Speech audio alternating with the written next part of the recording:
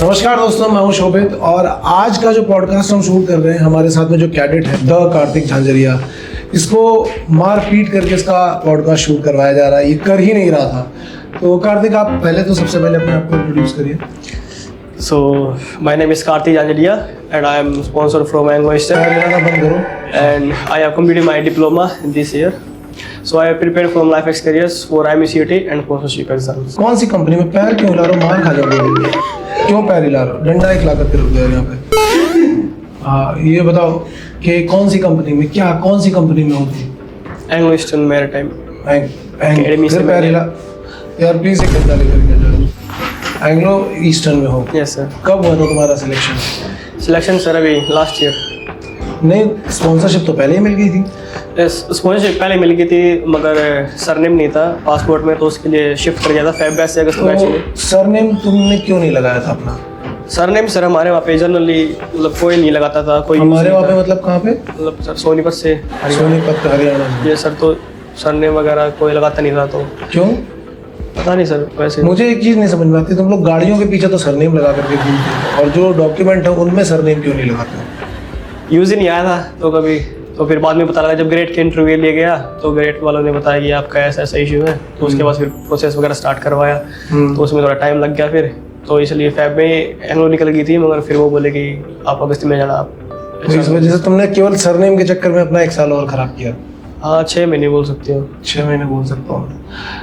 तो वो जो 6 महीने की जो तुम्हारी प्रिपरेशन थी, उसमें तुमने अपनी रैंक कैसे ख़राब की? उसमें मैंने रैंक ऐसे ख़राब की क्योंकि थोड़ा ओवर कॉन्फिडेंस था कि हाँ अब कंपनी तो मिल चुकी है। हाँ। बस एक रैंक लेके आने, कंपनी वाले ने क्योंकि बोला था कि IMCET दे के आ जाओ, तो बस उस चक्कर में थोड़ा ध्यान नहीं दिया स्टडीज़ पे। हाँ। बस मतलब बेसिक करते रहे, कभी कभी कर लिया, फॉर्मूला रिवाइज वगैरह कर लिया, दोस्तों के साथ इधर उधर घूम लिए, तो थोड़ा हो गया उस चक्कर में। थोड़ा अब की बार IMCET पिछले लास्ट ईयर से थोड़ा लेवल अप आ गया था। पिछले साल 2 बार दिया था तो उसमें एक बार डिसेंट रैंक आ गई थी, मगर अब की बार थोड़ी ख़राब हो गई इस चक्कर में। इस पॉडकास्ट के लिए तुम्हें कितने पैसे मिले? इस पॉडकास्ट के लिए फिलहाल तो नहीं मिले। कुछ नहीं मिला? फिलहाल तो नहीं मिले। कुछ मार पड़ी? ना कोई नहीं, बिल्कुल शांति से मेरे को लाया गया, बिठाया गया अच्छे से, बिल्कुल सेटअप स्टूडियो में, कोई दिक्कत नहीं आई अभी तक। तो मज़ा आ रहा है? अच्छा लग रहा है। एंग्लो ईस्टर्न में कैसा एक्सपीरियंस रहा तुम्हारा? एंग्लो ईस्टर्न में बहुत ही गजब एक्सपीरियंस रहा मेरी ज़िंदगी का एक। अब गर्लफ्रेंड बनी हो?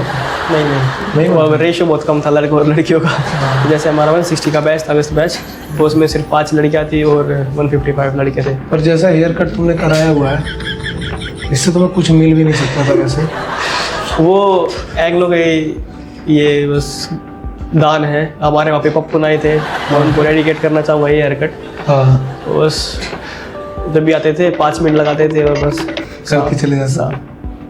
काफ़ी बढ़िया लग रहा है, मतलब बहुत ही अच्छा, बहुत सुंदर लग रहा है। Thank you sir.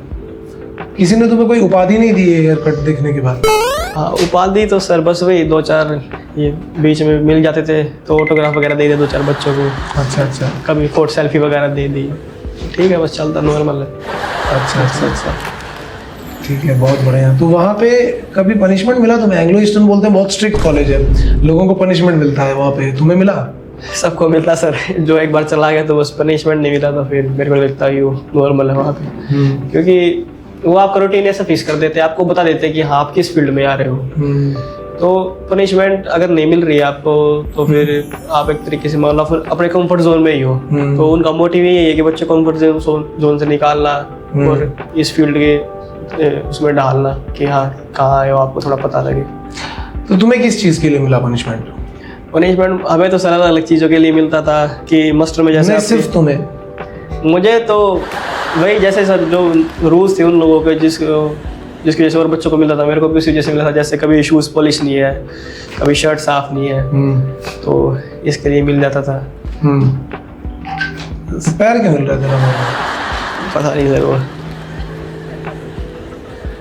मैंने सुना था कि एक बार और तेरा फ़ोन छीन लिया गया था। कहाँ पे है एंग्लो में? हाँ सर, हमारा लाइट आउट टाइम होता है 10 बजे का, तो रात को तो हॉस्टल में आप 10 बजे के बाद कोई भी एक्टिविटी नहीं कर सकते। तो हम उस टाइम पे फ़ोन यूज़ कर रहे थे, तो एकदम से वार्डन की रेड होगी, तो उसमें पकड़े गए, तो फ़ोन वगैरह छीन लिया था। फिर सुबह तक गेट पे ड्यूटी कराई थी, मेन गेट पे। बॉयलर अच्छा। में। तो जो पर्दे के पीछे छुप के बात कर रहा था वही वाला सीन था ये? हाँ जी वही वाला सीन था। क्योंकि वहाँ पे रेंज की दिक्कत थी ना सर। एंग्लो में जैसे थोड़ी बहुत साइड में छोटी छोटी पहाड़ियाँ तो रेंज बहुत दिक्कत देती है। हॉस्टल में तो बिल्कुल ही रेंज नहीं आती थी। तो बच्चों क्या करते थे, खिड़कियों में ऐसे फ़ोन लेके बैठे रहते थे सिग्नल के लिए। तो बस उसी चक्कर में। तेरी तो कोई गर्लफ्रेंड भी नहीं थी, तू क्या कर रहा था वहाँ पे? पता नहीं सर उस दिन क्या हुआ, मैं सोच ही रहा था कि चलो अब सो जाता हूँ 10-15 के आसपास, पर पता नहीं जो थोड़ा इंस्टाग्राम स्क्रॉल कर रहा था इतने में फिर वार्डन सर आ गए। तो बस तो फिर लाइट मारी तेरे ऊपर? डब्बा हाँ जी फ्लैश लाइट मारे कि हाँ कैडेट कहाँ है, फिर देखा खिड़की में बैठा है। तो आए और फोन छीन के बोल दिया कि बोलो सूट में आ जाओ। तेरा तो क्योंकि तू फेमस पर्सनैलिटी है, लोग सेल्फी वगैरह खिंचवाते रहते हैं, ऑटोग्राफ लेते हैं, तो तेरी जो पनिशमेंट थे वो जनरली मैंने न्यूज़पेपर में पढ़े न्यूज़पेपर में कि एक बार और ऐसा हुआ था कि कोई रजिस्ट्रेशन नंबर तूने बहुत अच्छा लिख दिया था। नहीं ऐसा तो फिर कुछ नहीं हुआ था, वो आपको थोड़ा गलत न्यूज़ मिल गया होगा कि रजिस्ट्रेशन नंबर लिखवाया जा रहा था और तूने लिख दिया कुछ और, लिखा है कहीं से और छाप के लिख दिया ऐसा। हाँ नहीं ये तो अफवाह है सर। ये अफवाह है? हाँ जी मेरा डिप्लोमा कोर्स सक्सेसफुली पास्ड है, सारे सब्जेक्ट मेरे मार्कशीट भी है मेरे पास। तो आ गई मार्कशीट आ गई तेरी? जी सेम 1 की आ गई, सेम 2 और वो सेम 2 की आनी बाकी है। और वहाँ पे मैंने सुना था आर्डमोर भी आई थी तुझे सेलेक्ट करने के लिए? हाँ जी आई थी सर। आर्डमोर और एंग्लो का टाइप है तो इंटरनली आती है एंग्लो में। हाँ। तो वो बहुत कम बच्चे सेलेक्ट करते हैं, बस लाइक 2-3 बस 160 में से। तो उसमें से शॉर्ट लिस्ट करती है एंग्लो। तो स्टार्टिंग की जो लिस्ट थी उसमें मेरा नाम आया था। फिर मैंने मना कर दिया था कि प्रिंसिपल सर को उसकी सर नहीं, मैं एंग्लो के साथ ही रहना चाहता हूँ, क्योंकि हर एक कंपनी के अपने प्रोज एंड कोन्स होते हैं।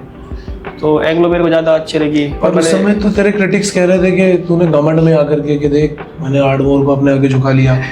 नहीं सर ऐसी कोई बात नहीं है। हाँ कंपनी में बहुत सारे फैक्टर होते हैं ना, क्योंकि अलग कुछ उनका बोर्ड भी था अपना अलग अलग, और कुछ टाइप ऑफ वेसल तो थे एंग्लो में। 2-4 मेरे को प्लस पॉइंट लगे, तो इसलिए फिर मैंने बोल दिया कि sorry sir I want to continue with Anglo study.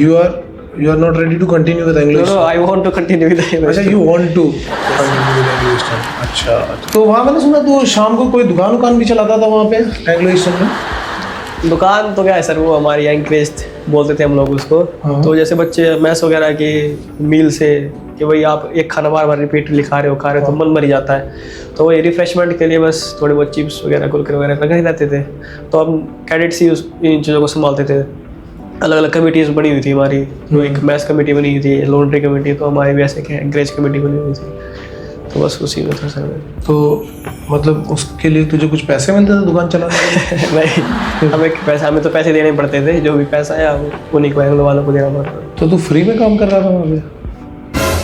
Free में काम कर रहा था? हाँ जी 8.5 लाख दे के। 8-8.5 लाख रुपए उनको फीस देने के बाद तू फ्री में काम कर रहा हूँ? हाँ जी। चिप्स भी नहीं देते थे वो तुझे? नहीं। लाते कहाँ से थे तुम लोग बेचने के लिए? हम क्यों लेके आते थे सर, फिर वही लेके आते थे। वही लोग लेकर के आते थे? हमें अलाउड था बाहर जाना। तुम्हारे कॉलेज में गर्ल्स अलाउड थी? गर्ल्स अलाउड थी, मतलब गर्ल्स कैडेट थे वहाँ पे? हाँ, वो भी बताया था सर मैंने कि 5 गर्ल्स थी और बस 5 ही थी? और कुछ मतलब कोई बहुत ऐसा पॉइंट जब तुझे बहुत अच्छा फील हुआ वहाँ पे कॉलेज में पूरे 1 साल में, या पूरे साल ही अच्छा फील होता रहा? पूरे साल तो सर अच्छा फील करना पड़ता था खुद को ही, क्योंकि ऐसा बस सुनोगे स्केड्यूल हमारा बड़ा रखा था सुबह से शाम तक का। तो बस पीओपी वाले दिन ही बोल सकते हो कि हाँ सबसे अच्छा पीओपी वाले दिन ही लगा था कि हाँ। परेड वरेड में पार्ट लिया था तुमने? परेड वगैरह सर हमारी वहाँ नहीं होती थी, परेड वगैरह नहीं होती थी परेड वगैरह? क्यों? परेड ग्राउंड वगैरह नहीं थे सर हमारे, और इतना कुछ वो भी नहीं था। कोई पनिशमेंट? अच्छा पनिशमेंट तो तू बता ही चुका। कोई अचीवमेंट तेरा रहा हो वहाँ पे कॉलेज कोई? वैसे यहाँ तो नहीं था लेकिन वहाँ अगर कोई रहा हो तो? हाँ वहाँ पे था सर कि हमारा जो डिवीज़न है वो एक वॉलीबॉल अपने जीता था। तो इंटर डिवीज़न था तो हमारा उसमें गोल्ड आया था वॉलीबॉल में। नहीं तेरा, मैं कॉलेज का नहीं पूछ रहा हूँ। कॉलेज का, क्योंकि हमारे डिवीज़न की टीम थी ना हमारी, तो हम नहीं जिसमें तू भी खेला हो? अब मैं भी खेला था उसमें। अच्छा उसमें खेला था? जी वॉलीबॉल। हाँ जी। मार लेता है ऐसे करके? हाँ मार लेता है ऐसे। ठीक है फिर? हाँ फिर और तो सर बस वही क्रिकेट भी, हम क्रिकेट के तो अनऑफिशियल होते थे, तो 2-3 बार हुए थे, तो उसमें से हम 1 बार जीते थे, 1-2 बार हारे भी थे। तो क्रिकेट में वो 10 ओवर में 40 रन वाला एक्सपीरियंस कैसा था तेरा? ये तो सर कोई एक्सपीरियंस था ही मेरा। 10 ओवर के तो मैच ही नहीं होते थे हमारे पास, टाइम ही नहीं होता था। मैक्सिमम 7-8 ओवर्स के मैच होते थे? कितने रन बना पाते थे उसमें? उसमें सर कोई टीम की बात है सर, अब बनने को तो सर 100 क्रॉस भी हुए हैं, नहीं बनने को तो 40-30 पे भी आउट हुई है टीमें। और कोई ऐसा एक्सपीरियंस जो एक्सट्रीमली नेगेटिव रहा हो, डिप्रेशन वाला फेस कभी मिला? डिप्रेशन तो सर बस हमारे वर्ड नहीं थे हमारे लिए। क्योंकि कभी भी किसी भी बात पे, ऐसे हमारी रूम इंस्पेक्शन होती थी तो बिल्कुल बारीकी से चेक करते थे आगे कि वाइब्रेट तो नहीं है, धूल नहीं है, कबर्ड में अंदर सब कुछ अरेंज नहीं है, बुक शेल्फ अरेंज नहीं है। तो बस कभी कभी कि ये था कि जब गलती नहीं होती थी, पनिशमेंट मिल जाती थी तो थोड़ा की हालत था कि डिसअपॉइंटमेंट होती थी, मगर वही है, करना तो पड़ेगा ही, आपको कुछ नहीं कर सकते। तो पनिशमेंट भी फिर बहुत ज़्यादा साफ सफाई करनी होती थी, तो कम से कम मेरे में एक और तो आपका गया ही गया, समझ लो आप। तो उसमें भी क्योंकि और बॉयलर आपका मेन ये था कि आपको फ्री टाइम में पनिशमेंट मिलती है। अच्छा। हाँ, तो ज़्यादा दुख उस बात का होता था। तो फिर क्यों ऐसी हरकतें करते थे कि मिल रही है? सही, इंसान है, गलती तो हो जाती है सबसे, सीखने ही गए थे। इंसानों से गलती हो जाती है, कुछ इंसान भी। एनीवे, तो अच्छा, अब जैसे तू यहाँ पे पढ़ने आया, मतलब थोड़ा मैं अपने बारे में भी सुनना चाहता हूँ कि तू यहाँ पे पढ़ने आया, तो यहाँ ही क्यों आया? ऐसे आसपास बहुत सारे लोग हैं पढ़ाने वाले, तो तूने इसी सेंटर को बर्बाद करने का क्यों सोचा, मतलब सॉरी, यहाँ पे ही पढ़ने का क्यों सोचा? तो सर मैं ऐसे ही, जैसे मैंने क्लास 12 पास आउट हुआ तो उसके बाद मैंने सर्च किया कि मतलब मर्चेंट नेवी की प्रिपरेशन सेंटर्स वगैरह यूट्यूब पे सर्च वगैरह किए।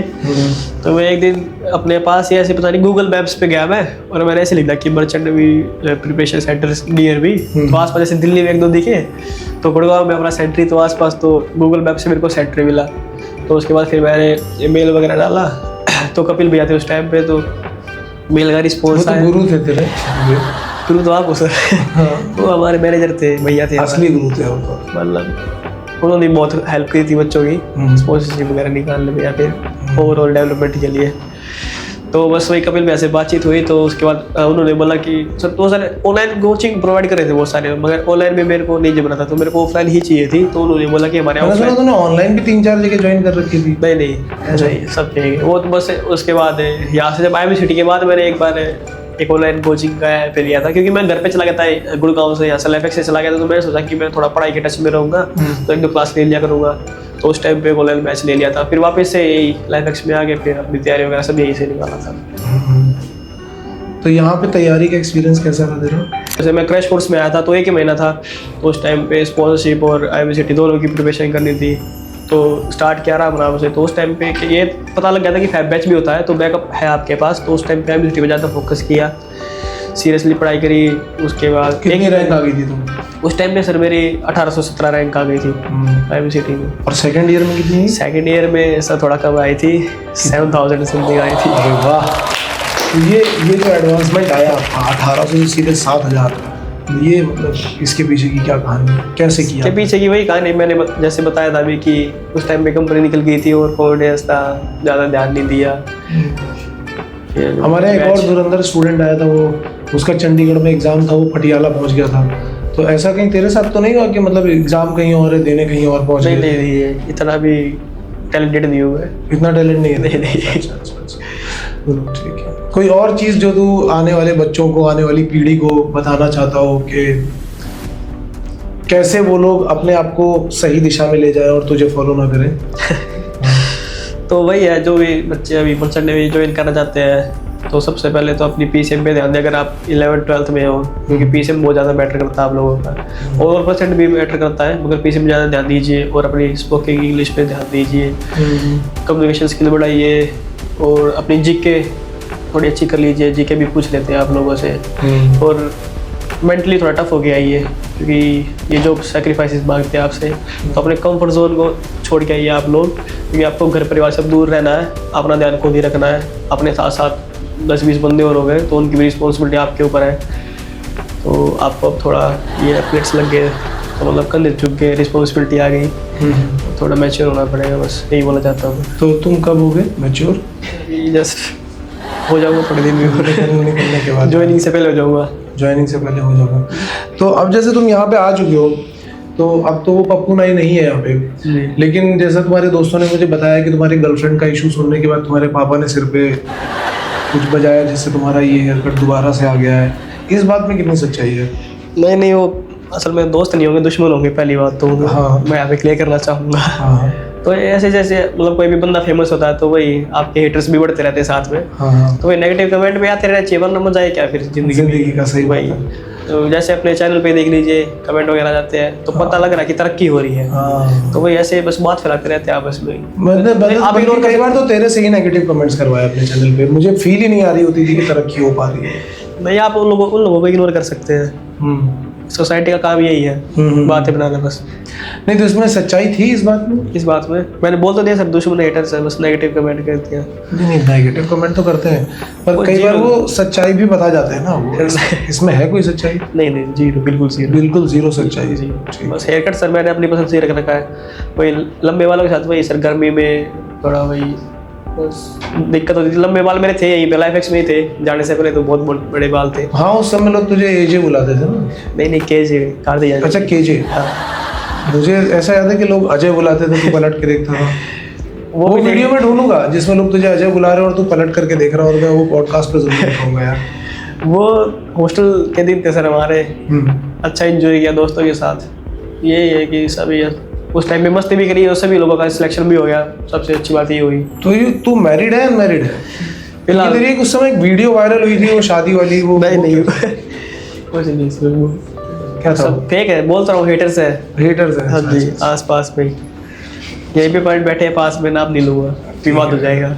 ठीक है चलो यार, थैंक्स यहाँ आने के लिए, हमें अपना इतना कीमती समय देने के लिए, क्योंकि इतने बड़े बड़े सेलिब्रिटीज़ जो हैं वो बहुत रेयरली आ पाते हैं, उनके पास टाइम होता नहीं है और उनको बहुत ज़रूरी काम करने होते हैं, जैसे दिन में सोना, शाम को दूसरों से छीन के कॉफ़ी पीना। तो I am really very grateful कि आप यहाँ पे आए, और उम्मीद है कि जब पहली सेल आप कर लोगे तब आप पैसे भी लोगे पॉडकास्ट करने के। हाँ वो तो हो जाएगा अपना, वो आप डिस्कस कर लेंगे। थैंक्स यार, thanks a lot, thanks for coming यार। Thank you guys.